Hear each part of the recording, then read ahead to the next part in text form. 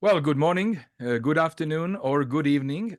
Welcome or welcome back, as the case might be. My name is Dalibor Petrovic. I'm a partner at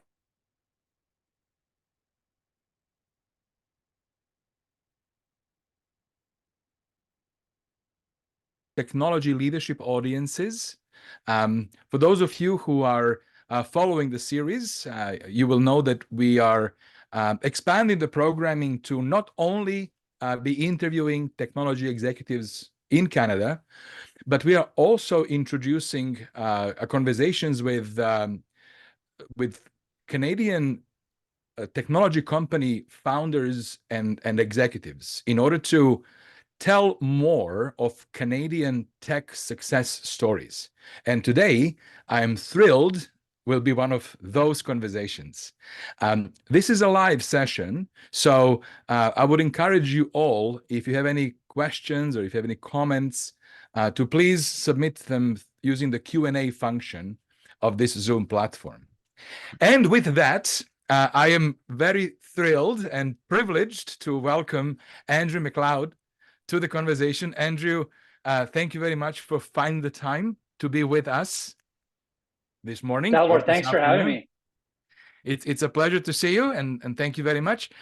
Andrew is the co-founder and the CEO of Certn, which is, of course, one of the most exciting, innovative Canadian tech companies. I can't wait to hear more about the whole concept, mission, ambition, vision that both you, of course, and through you, Certn has.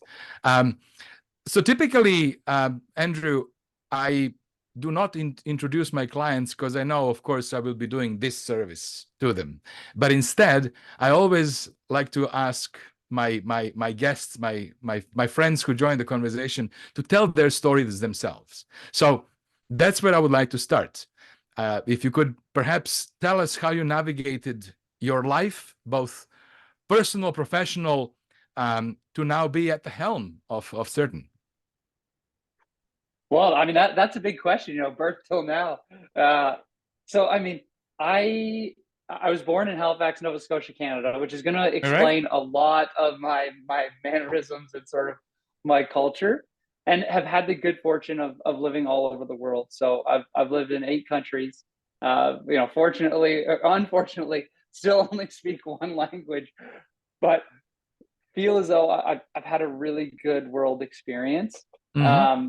I had the good fortune of going to having my formative years in the UK. So it meant I learned a different way, and unfortunately didn't learn to skate until I was 20 years old. So as a Canadian, not a very good hockey player, but still love maple syrup and all things Canadian. And well, we share that actually. I sign up for both. I do not skate, and I love maple syrup. So there we go. Exactly. I did grow up skiing, so had the opportunity to ski and snowboard actually at the international level, which was really cool. So that is uniquely Canadian. Yep. Did my undergraduate degree here at Acadia University in Canada. Mm-hmm. And during that, I actually started my first business, my first real business. And that's when I got I got that entrepreneurial bug. Yeah. And funny enough, a lot of our conversations is going to boil down to trust. When I started my company, we allowed people to buy and sell textbooks online. So you could buy and sell textbooks with other people in the community, and people started buying textbooks. And this was back in 2005. So it started with textbooks, and then it got into cell phones, which is funny when I look back at my first listing that I have a screenshot of. It's like an old flip phone. I feel like it was like a Philips. Like it wasn't even like a Motorola. It was like it was archaic. And so people started selling stuff, and then it ended up picking up, and I had the good fortune of being able to sell that while I was still in my undergraduate degree. And from there I quickly realized that doing an undergrad in business, especially at Acadia, like my destiny was to work at Deloitte. That was like the pinnacle. If you graduated and you worked at Deloitte, like the top of the class worked at Deloitte. And I quickly realized that I probably wasn't going to work for Deloitte, and instead I was gonna blaze my own trail and do entrepreneurial things. Funny enough, there's been 3 or 4 times in my career that I've like almost worked for Deloitte. Right after a business doesn't go so well, the first thing you want to do as an entrepreneur is like, I'm gonna go get a job Yeah. and I'm gonna do entrepreneurial things in a company where I can get a stable wage. And then sure enough, you know the addiction kicks back in, and you're like, no, I got to start something. Um, so that was really the first time I didn't work for Deloitte, and I ended up starting another company after school, and then I did actually go to work in an agency. So I worked in a marketing agency, which was probably the best experience in my career because I knew how to edit videos, snowboard videos and stuff. And I learned how to edit videos. I learned how to build websites. I Yeah. learned Yeah. a lot of the fundamentals that you need to be a tech entrepreneur. And and I got paid for it, which was very cool. Mhm. And then, my family, I feel like there's only really three career paths you can take, and it's doctor, lawyer, accountant. Yeah. Um, and Yeah. uh, and with the exception of accounting, my siblings, both genetic and step, are all those. So I decided that I was going to go study. I was going to do an MBA and a law degree together, um, and ended up finding a program that was pretty close to that in Sydney, Australia. So I moved to Sydney, Wow. Australia, did my master's there, and a lot of this experience taught me, in moving to Australia then, how hard it must have been for my parents to move to the UK and then back to Canada. Because when I got to Australia, I was like, this is going to be great. I've done okay for myself. I should be able to find an apartment and, you know, start my life here. Yeah. That wasn't the case. It was hard to get a bank account. I mean, I don't know what I had to give up, but it seemed like a lot and a big process to get a bank account, and then setting up and getting an apartment. Um, I had to transfer all of my life savings and my entire student loan into an Australian bank account so I could show the my potential landlord that I could get a place. And there's all these challenges where, in Canada I was young, but I had Yeah. I had great experience. And then moving to Australia. And so that's kind of the beginning of the kind of where the trust started. Fast forward a few years, helped start another business. We were moving to the States. I moved to New York, same thing. And I was living in Toronto and then moving to New York, which, geographically, much less distance than Toronto to Sydney, Yeah. Australia. Of course. And by then I had more money in the bank. I was in a much more fortunate position. So I go down to New York and I'm like, I'm gonna get a place to live. This is gonna be great. Sure enough, just basically New York at the time, this would have been 2013, 2014. It's Yeah. like the hardest rental market in the world. You know, I ended up living in a place with my wife, and it was like 350 square feet, and we had guests constantly. Like it was wild, but it took a guy from the Midwest who wanted to take a chance on a Canadian guy, because my credit, my job history, my employment, like none of it meant anyone. Yeah. And this guy Yeah. took a chance and rented to me, so I was fortunate. But I probably would have had to turn around if I didn't get lucky, because Yeah. staying in hotels just wasn't going to Sure. work. Of course. Of course. So now we are in New York, 2014. Now we're in New York, 2014, and I was working with I brought my two best friends onto our past company, Owen and Evan, and I guess it was 2016. We had this idea to solve the issue of trust. So how do we empower people towards opportunity through trust? Like that was our vision, Mhm. um, and we thought, well, you know, we can solve this problem. How do we create, I joked it was NFTs for degrees back then. In 2016, if you start talking about NFTs, like in BC, that was like weed legalization time. And it was like, what are Yep. you smoking? What's an NFT? I don't understand. And so it was one of those things where we're like, okay, well, let's start with the root of the problem. Like, let's start fixing the tools that people are using for trust. So we started with the one that was most relevant to us, which was tenant screening. Trying to find a place to live Tenant screen. Yeah, was yeah, yeah, yeah. challenging. Yeah. So how do we give businesses a more balanced scorecard for evaluating tenants? Because your credit score, I mean, given the amount of immigration in Canada specifically, that shouldn't be the only dictator of whether you're a good fit for an apartment. There are a lot of other factors that could make you an exceptional tenant that shouldn't revolve solely Yeah. around credit. So that's actually where we started, at the very, very end of 2016, like December 2016, that's where we decided to go, and had the good fortune to have some amazing clients that aligned with our vision and where we wanted to go. And from there, that's really where the company took off. So that really is the origin story of Certn, yeah?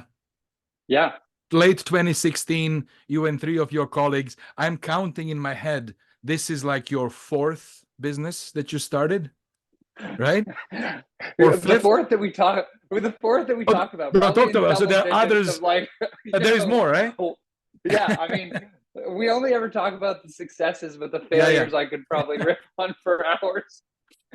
All righty. But obviously you are clearly a very energetic and serial entrepreneur. So we are now late 2016. You are in New York. You're thinking about solving for trust and tenancy problem, which is something that you personally experienced. The challenge of becoming a tenant in a new country is the nucleus of the potential solution, right? So by this time, I am back in Vancouver, another wild rental market. So I was living in Vancouver at the time when we had this idea. Okay. So we are now back in Canada. And you mentioned Back in Canada. 8 countries. I counted 4. Not gonna ask about the rest. Yeah, it's bad. No, I'm just kidding. So if we were to summarize, really, what is the problem? What is the problem that Certn was envisioned to solve for? It's actually the problem of trusting. The problem of trust in someone that you don't personally know, I guess, eh? Exactly. And maybe we'll never meet in person. Okay.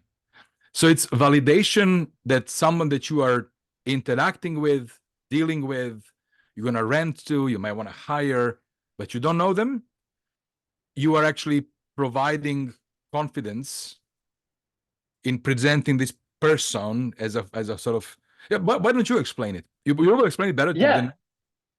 Yeah. So, I mean, the original idea and what's still the vision is, how do we give individuals access to their own information that they can share for whatever purpose? And when I say for whatever purpose, it's the purpose of trust, but I might want to share with we'll use some like funny examples. I might want to share with a Tinder date, which I've been happily married a long time, and I've never been on Tinder. I mean, I've been a shadow Tinderer for friends, not very successfully. But imagine you wanted to share your credit report. Like, I'm not that attractive, but I got a really great credit score. What if you could do that in a way that was secure? You weren't giving up all your personal information, but you could give somebody something that shows that you're something. Now, the dating one's a joke, but if you want to do that for getting access to a mortgage or, anything, I mean, every time I go to apply for a mortgage, I've got to gather a whole bunch of paper that's not directly from the source to get access to the opportunity to have a mortgage. And I thought it would be cool if I just had that on my phone, like lived in my Apple Wallet, my Google Wallet, my Certn Wallet, whatever that might be, and I could share that for access. And I could share my identity or proof of age to get access to a bar instead of sharing my driver's license, which has, well, it's got my height, which I think is about accurate. I'm not sure my weight's accurate anymore. Fair. That's fair. That's fair. That's fair. That's fair. You're giving up a lot there. So it started as a concept that takes a potential tenant and goes a step beyond pure credit score. Can you maybe share with us, like you mentioned Tinder dating sites, you mentioned giving individuals ability to own their own information in a trusted way and being able to sort of share it. Can you describe maybe for us and the audiences, in addition to the credit score, which is something, of course, everybody can have access to, what other elements of this trust system exists within Certn's offerings, I guess? Sounds great. What makes up my profile, in other words?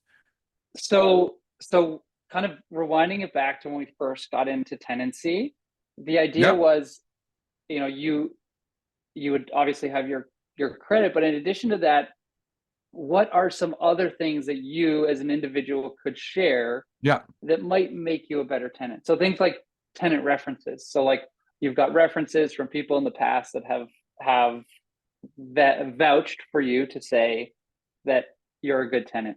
Yep. The other thing is being able to share at this time, to connect to open banking, to share your kind of payment history. So your rental payment history to show that you paid on time, or to be able to share your income. Because usually at this time, so this is back in, we got our first client in 2017, end of 2017. You would go and say, John Doe, can you prove your income? Get a letter from an employer. Yeah. When I got my first mortgage here in Victoria, I got my best friend Owen to write my employment letter. Now, we are upstanding individuals, but we had just started Certn, so it's like, this is my friend who happens to be co-founder, the CFO at the time. Like, yeah, he's got the ability to write this letter, but like, what does it mean? So how do you show that sort of payment history without interacting with the credit score? And how could you do that from other countries? So, not just, Canadian banks, like how do you do that in a global history to help new immigrants? The other thing that we looked for was, was there adverse media, or was there, things that came up about an individual, basically, that you could show that, hey, I'm not in the newspaper for destroying an apartment, or like, I'm not in the newspaper for, because a lot of you get a lot of tenant horror stories in the newspaper, or newspaper.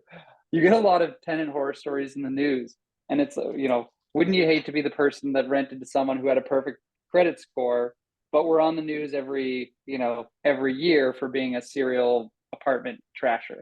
Yeah. And so there are kind of those external factors as well, that we thought, hey, this would be kind of good to be able to look at for a tenant and a landlord to say, hey, look at this, look at me, like look at me more holistically and why I would be a great person. The other thing that we started seeing was social media. So I was always keen to share my social media profiles with landlords, so I could be like, hey, I'm a real person. Yes. I'm a real person. I have real opinions.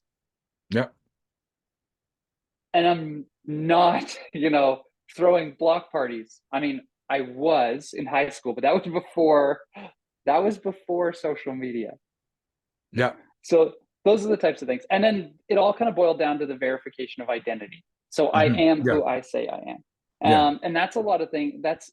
It's kind of the boring thing that is like actually critical to all of the things you do related to trust, because my alter ego, James Sinclair, that's like my, when we started Certn, we wanted to look bigger. So like, I created the customer support person named James Sinclair, which, uses, my middle name, my mom's middle name. And for any of our original customers that are watching this, James is happy and healthy. But James Sinclair might not be a criminal, but Andrew James McLeod might be. So, it's the best way to get around some of the bad things is to pretend to be someone else. And at the time, there wasn't a lot of ID verification solutions, or at least really trustworthy ID verification solutions. So that was one of the pieces that we put in there. So you could have this verified identity, this verified profile.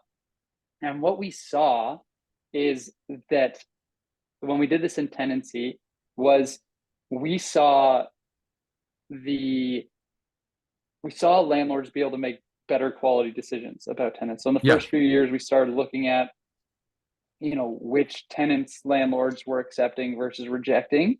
And they were accepting more tenants with a lower credit score than they had in the past, while having a lower default rate. So that was like kind of that was the secret sauce to kind of validate that we were onto something, and that we were having a meaningful impact on people that might have had lower credit scores, but we're all around better tenants, because credit scores are important, but they're not perfectly correlated. Exactly. You certainly tapped into a very interesting sort of window of opening. So it started with tenants. How is the story now evolving from serving landlords and tenants in 2017 to start? How has story unfolded since? So we had always known that we wanted to get into pre-employment screening, and we didn't really know how. And getting access to criminal records or criminal information in Canada was quite challenging. So we started working on figuring out how could we do police checks in Canada. And I mean, I remember the night perfectly. I had happened to be in a place where there were some people from the RCMP, the Royal Canadian Mounted Police here in Canada, having a conversation about why criminal record checks in Canada were broken, because they were taking 4 to 6 weeks. And, for me, as someone who was volunteering at the time, it took 6 weeks to get my criminal record check done, and happened to be in the right place at the right time, and said, I could do it better. And they said, well, tech guy, if you can do it better, why don't you present us a solution? And I'm like, sure. And I was basically like, okay, on Monday, like come up with a solution that's gonna, one, make sure that we're not giving away unnecessary PII, make sure that it's secure, all this kind of stuff. And so literally, there's 7 co-founders. We basically jammed on this. We basically jammed on this idea, got it through, got it approved, and then we started in pre-employment screening, which was when we first started doing criminal history in Canada. And so that would have been in 2019, would have been the first time we brought on a customer for pre-employment screening. And that's when things started to take off. We could not have timed it any better. So, I mean, huge shout out to the tech community here in Canada. I think, every notable tech company started using Certn for background checks. So grateful to be part of that community. And that helped us get some traction, which got us noticed by investors, which got us our first real financing, which was incredible. So we did our pre-seed rounds, and I mean, with Alacrity, Wesley Clover, Panache, Inovia, all folks who have supported us from the beginning, and countless more angels. And then everything really changed in 2020. So in 2020, we did our seed round with Tribe Capital. It closed the very beginning of the year of 2020. And at this time, when the pandemic started, there were 20 Certonians. So 20 of us in Victoria at the beginning of 2020, when the pandemic happened. The pandemic happened, and well, before the pandemic happened, we had kind of caught word of this thing happening in China that we should be aware of. Mm-hmm. And we made the decision to diversify. So one of my co-founders, Evan, was doing sales, and we're like, we're going to pivot. We thought we were going to be the background screening company of choice for airlines. That was kind of our niche. We thought, let's Ambition? diversify. Essential services. We watched the movie Contagion, and we're like, this is, if this happens, we're gonna do two things. One, I'm gonna watch Game of Thrones, because if the world ends, that's what I'm gonna do with my time, and I did, and very rewarding. And the other thing was we were gonna focus on essential services. So in March, we started focusing on essential services. So what do you say central services? Sorry, what do you mean by saying I'm going to focus on central services? Essential services. So essential. Essential, not central. Okay, I misheard. Essential services. So we got big into grocery and pharmacy and I mean, delivery, kind of anything that we thought would be an essential service. And it was kind of conversational, but we started doing it, and then everything shut down. And so we went from 20 people in Victoria that had just raised a little bit of money. I know they didn't, but I mean, Tribe was our lead for our seed round. I'm sure they were just thinking, we just invested in a company that's doing background checks in the beginning of a pandemic, and hiring is going to stop. Yeah. And so we had a board meeting, and it was basically, what should we do? And my thoughts were, we double down. Like, this is the time when talent acquisition professionals, property managers are looking to improve processes, because they're getting a break. They haven't had a time where they, weren't hiring. And really, we had 2-3 months of that. And then hiring went gangbusters. I mean, absolutely. It was, and during that time, we also decided that, with the rise of remote work, we had to be global. So we had always wanted to be global, but it was challenging given the pace that we could move at the time. And so we invested in going global. And I mean, now we're able to do background checks in every country with the exception of North Korea and sometimes Russia. So that was all part of that time. And, it's probably the wildest time. I mean, I finished Game of Thrones in 30 days. We had our daughter, which was a huge milestone.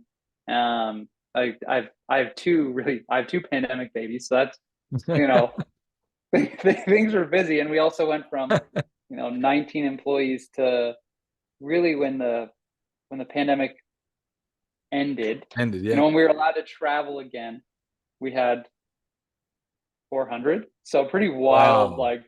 Wild expansion of product, of team, of, I mean, definitely the wildest part of my life to date. Wow. So now Certn is global and conducts background checks for employers, right? Yep. But and you say essential services. I'm assuming what you mean is that your focus was to lean into doing background checks for when essential services are hiring, right? Yeah. Yes. For companies that didn't fluctuate with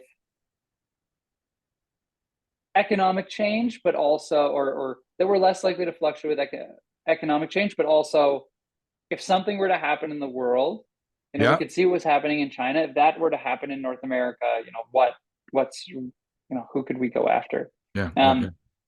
And then from there you kind of you pick a market, and if it goes well, then all of a sudden it's just this waterfall, right? Yeah, we've got most of the grocery stores and pharmacies in Canada, but then that sort of expands. And the nice thing about our markets, so property management, people typically work for a property management firm forever. Like they never leave. In human resources, people and culture, talent acquisition, there's a lot of movement.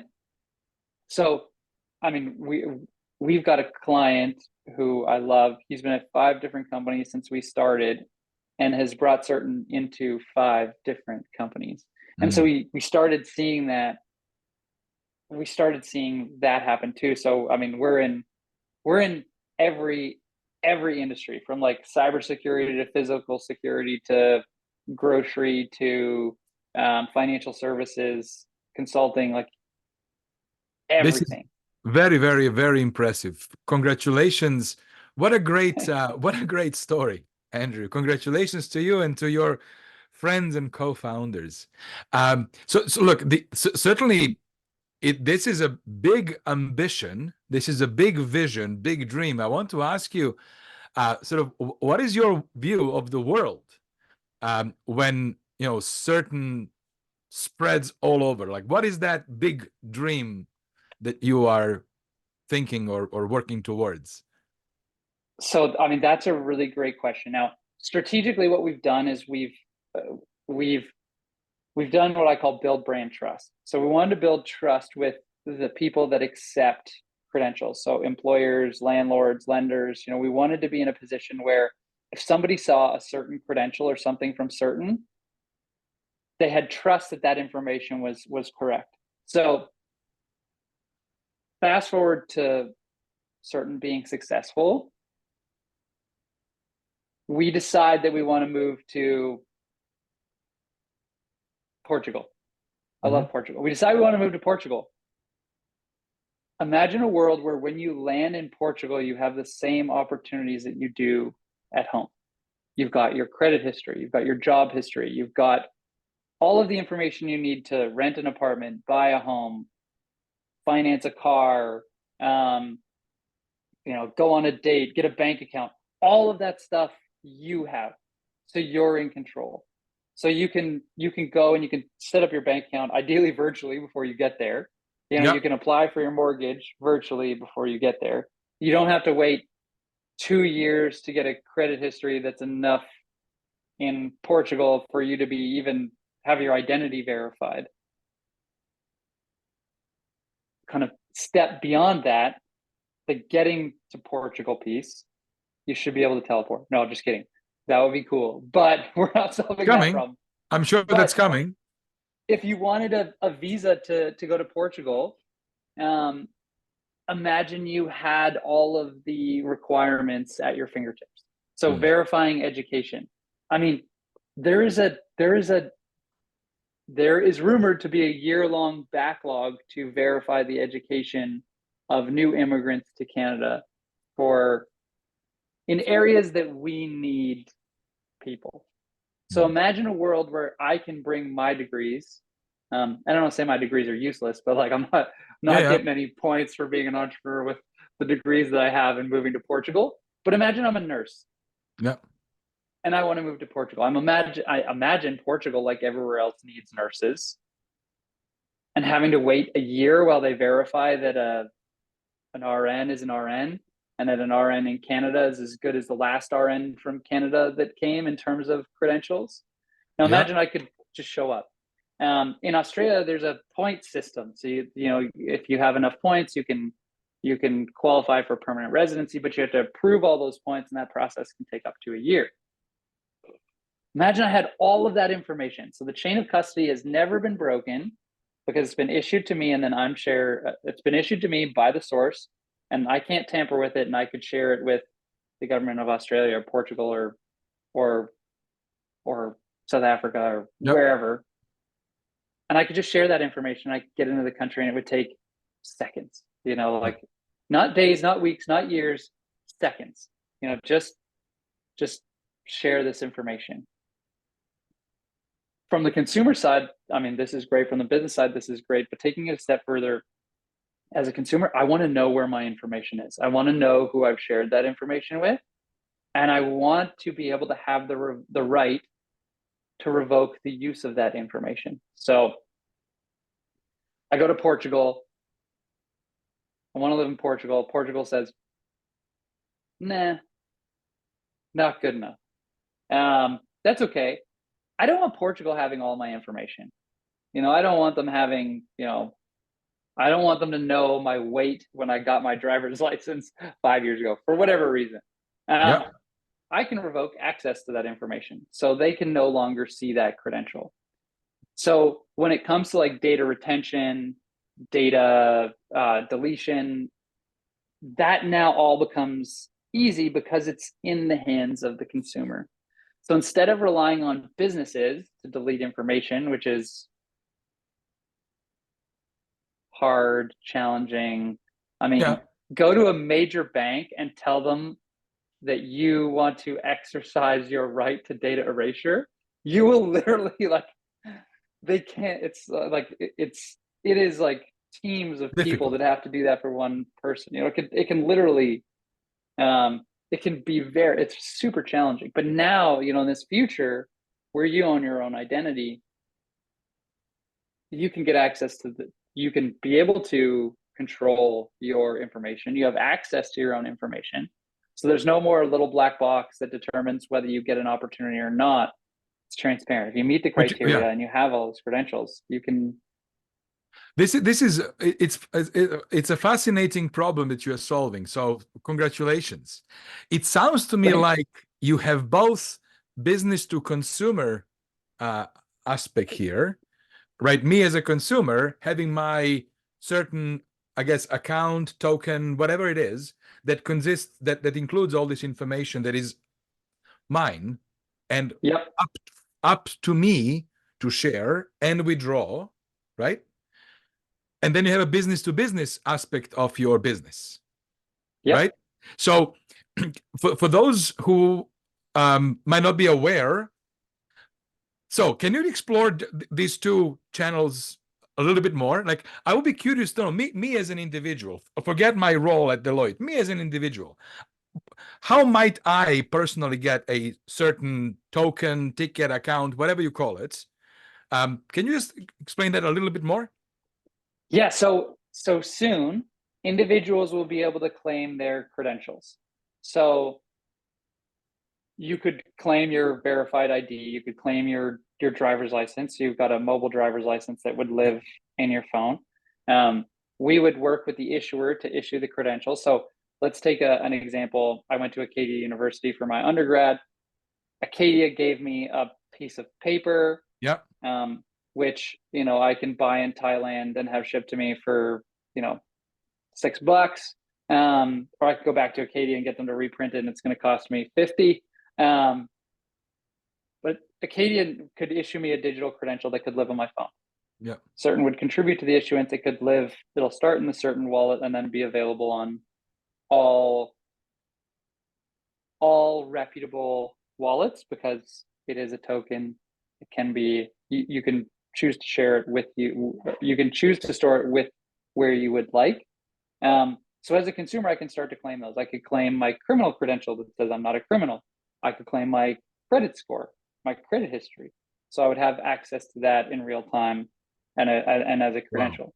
Wow. I could claim a credential for my bank account. So to prove that, if you need to prove your bank account for whatever reason, pre-authorized debit, what have you, you can share only the relevant information for that. You could claim your job history. So to prove that you worked at companies in the past, you can start claiming all of that information to build this portfolio, this wallet Really. about yourself. Yeah. Yeah. And then you'd be able to share with whom you would like. Now, Whomever. with whom you would like, yeah, whomever, as long as they meet the appropriate criteria to have an account to be able to view the information. So that's a critical piece to this ecosystem, because you don't want people giving this information to fraudsters. So although you own it, you don't want to get that text message from whomever that you Yeah, yeah. get daily now. I'm not sure if you're getting them, but I get them Oh yeah. every day, and it's like, Oh yeah. first four digits of your credit card has been compromised. Please log Yeah, into yeah, yeah. this to unlock your account. It's like, I don't have an account with, Yeah. whatever this bank is. Um, you don't want anyone sharing that information with a fraudster. So what we do is sort of like getting a merchant account for credit cards, getting like a Stripe or a Square account or Moneris, whatever.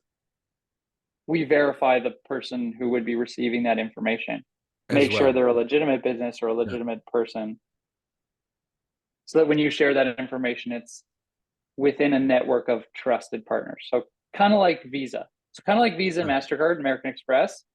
Yeah. I mean, you don't have a physical card, but you've got a wallet, you've got these credentials that can live in a wallet. Like, and Certn is sort of like the Visa logo on them.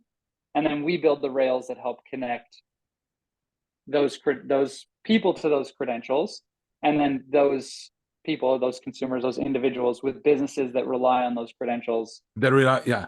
So in other words, you mentioned the word ecosystem. That is exactly how I now understand what you're building. So for this ecosystem to work, individuals need to be on it with their certain wallets and portfolio of tokens that are theirs. Organizations that issue those tokens need to be part of the Certn ecosystem, right? So they need to be members of the community.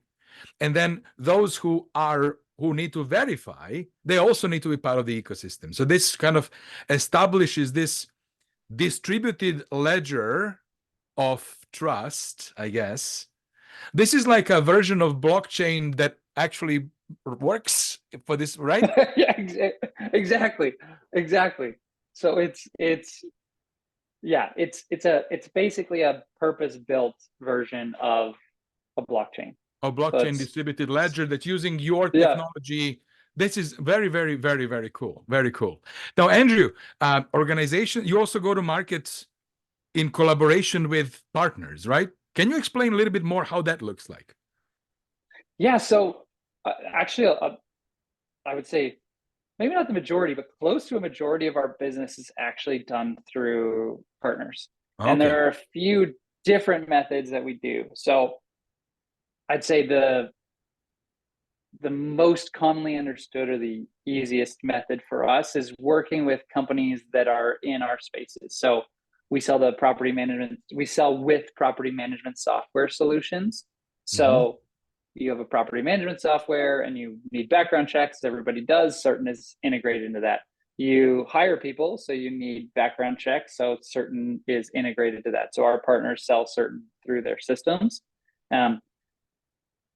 A big one for us right now is SOC 2 and ISO. Yeah. So SOC and ISO both require that people have background checks. SOC is actually changing. So most businesses will require background checks on all of their criminal checks on all their people annually, which is a big change. So we sell to the platforms. We sell with the platforms like Vanta and Drata and the likes of those that help facilitate. We also sell with partners like Deloitte. So if somebody is looking for a solution for how to improve the candidate onboarding process, background checks are usually the part where it gets bad. It's like Yeah. everything is great. You got the interview process, everything is nicely branded, everyone feels comfortable. It's challenging but exciting, and then it's like, okay, you've And got now your offer subject to a background check. yeah. Now let's make things really uncomfortable. Yeah, And yeah, Certn kind of takes that pain yeah. away. So working with the consulting world and advisors to say, okay, how do we streamline this process? Is it built into an applicant tracking system? Is it separate? How do we make sure that when the background check is complete, this seamlessly goes into the next step of the process so that there's no delay of a human? Because background checks, especially in Canada, I mean, they it takes 90 seconds to give your consent. and a few minutes to complete the check. You don't want to, if you want to get that bum in that seat, or you want to get that person working, you don't want to rely on a human to move it to the next step. So how do you make that process totally seamless? Fantastic. So thanks for sharing that. Very, very neat, very cool. This is, of course, this is a big ambition. What are the challenges and obstacles?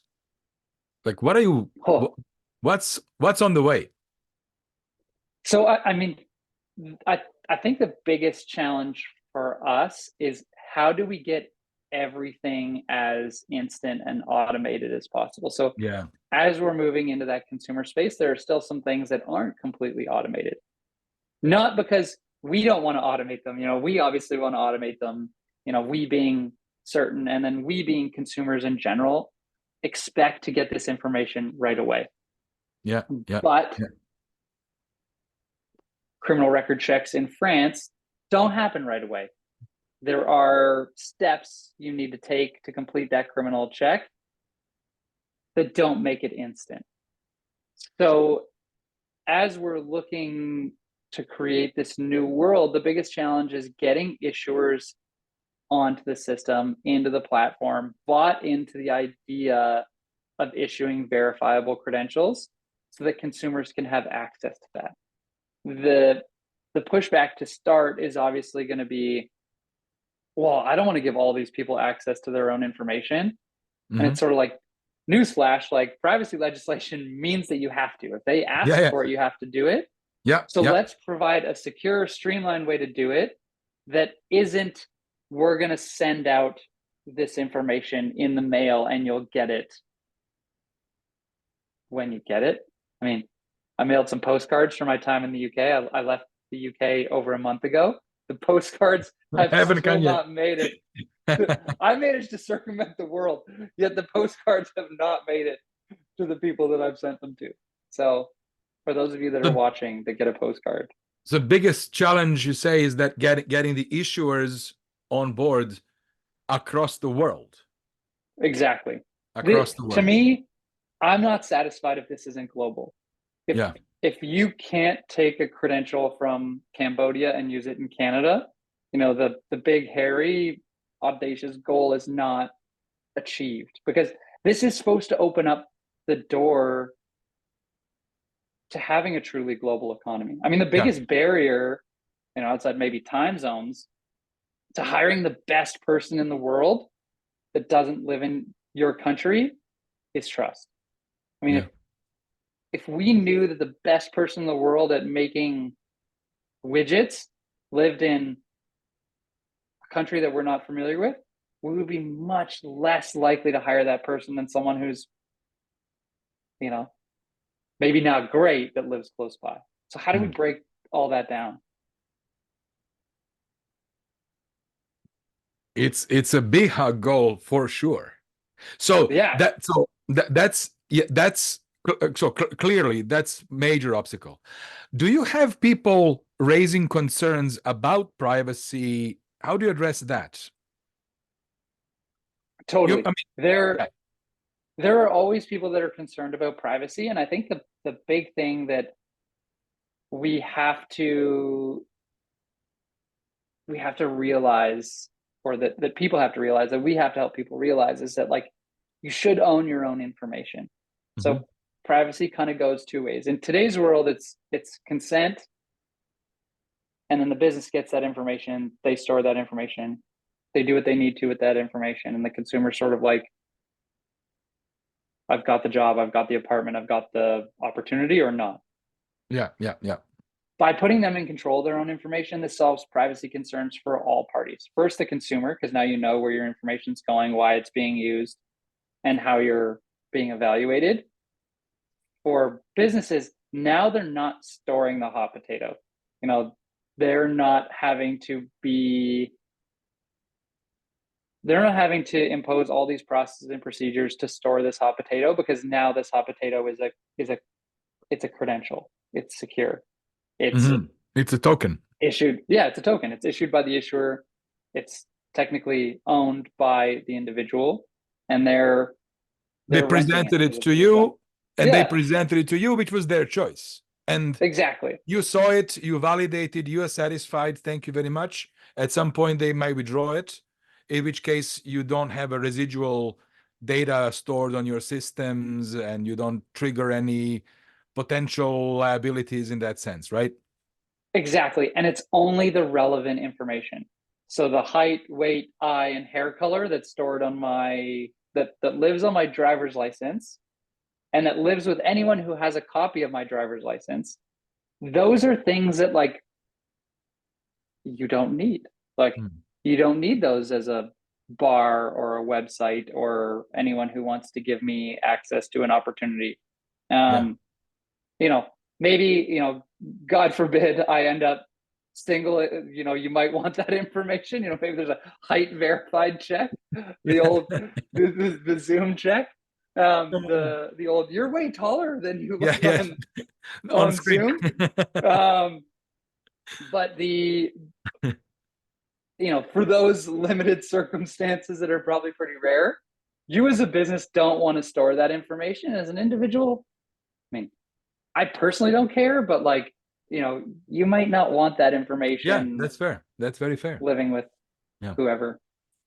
So, Andrew, a question around competition. This to me seems pretty big idea, pretty novel approach. Like, whom would you consider to be your competition, and how do you outcompete them? That's a really good question. So the competition for this space, in my opinion, doesn't exist yet.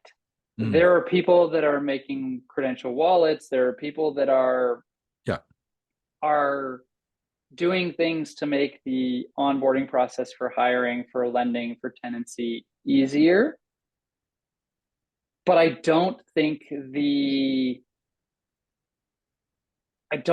those are the people that in the long term we need to be overly concerned about yet. I think the competition is going to be someone that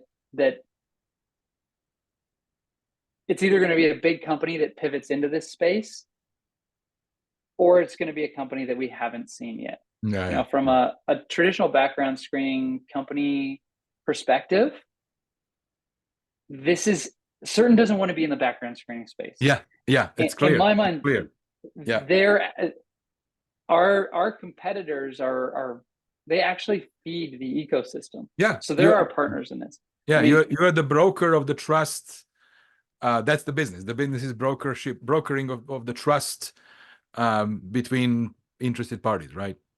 Exactly. And our competition today, you know, the big publicly traded, I guess there's a lot of consolidation in our space. You know, HireRight just got taken private.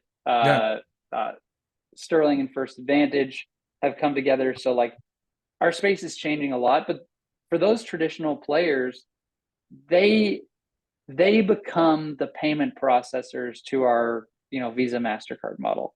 So we look at them as customers, as partners. Correct. They're part of the ecosystem. Exactly. They build that brand trust with businesses. You know, to get access to their network of businesses. And what we can provide is seamless rails for them to share that information. They still have their monetization. They still have their systems. And likely in the future, there will be a bunch of these types of, like, I call them processors, not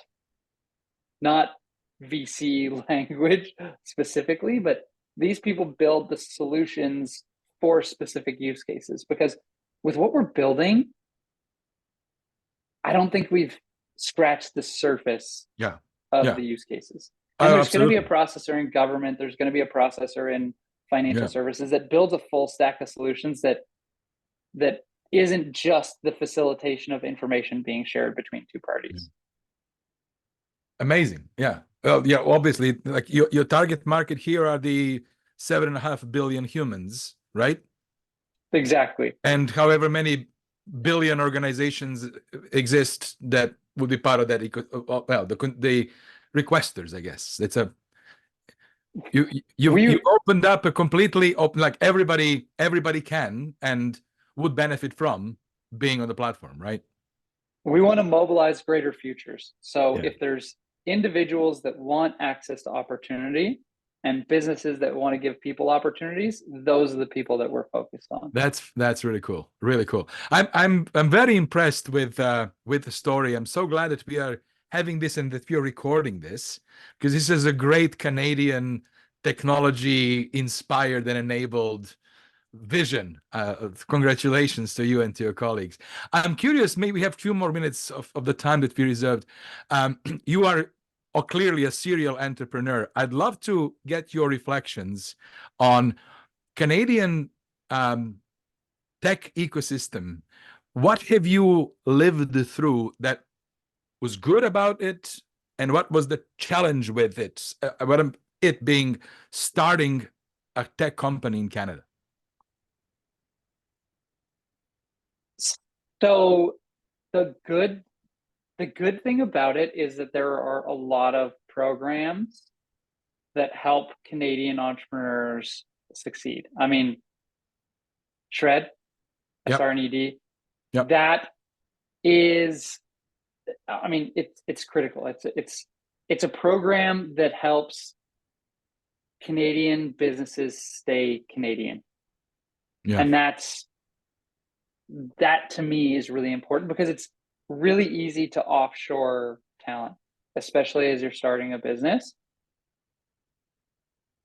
I would say a lot of the things that were challenges for me are changing with AI and a lot of the advancements that we've had. I'll talk about challenges for a minute. I would also say that in Canada, we've got a big Canadian alumni network.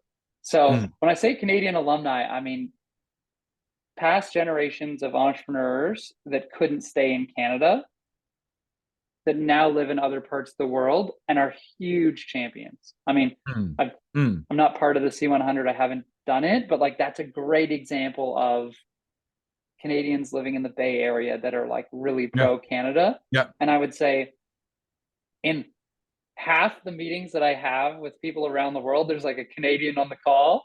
And sometimes they're not even relevant to the call. They're just joining the call because they're like, it's Canadian company. I heard you guys are, you guys are Canadian. And I wanted to be here to, support the team. So I think that's really advantageous. I would say the challenges as a founder in Canada we're traditionally access to capital. So it's harder to raise money. It was harder to raise money as a Canadian business. There were fewer investors.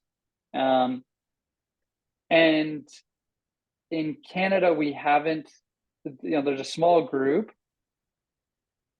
We don't think big enough.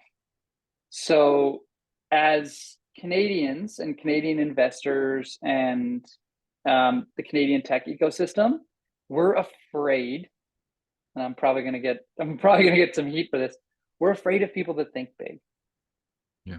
And that to me is something that I want to work on with the Canadian tech ecosystem, with leaders in tech that are thinking big, because there are some people that are thinking big. It's just we need more people thinking bigger. And we need people to stop looking at the tip of their nose, but start looking at what's happening in 2030 or 2050 to help push the world forward. And if we can do that, we'll have a lot more successful Canadian tech companies. And I love this. That's what we need. I love, like, we are coming to the end of the conversation, and what you've just said is truly inspirational. I agree with you 100%. And I do, to the degree that I can, encourage people that I interact with to actually do think big. As a matter of fact, I think we as a society and we as a country have the opportunity and responsibility, both. We have a responsibility to the world because of who we have been thus far as Canadians. And we have an opportunity that is bar none to actually show up and lead. And thank you for doing that. Thank you for practicing that. I loved your answer about, the ambition to actually change the world and make it better. And thanks. It's a phenomenal story. Andrew, thank you so much for your time. We are at time. was a real pleasure to have this conversation, to hear your story and Certn story. I wish you nothing but great success, and I look forward to staying connected. Thanks. Same to you. I really appreciate the time, and Absolutely. look forward to seeing you soon. Absolutely. And for everybody else, thank you very much. Have yourselves a lovely Thursday. We have recorded the program. We'll post it very soon, and see you next time. All the best. Bye-bye. Thanks, everyone.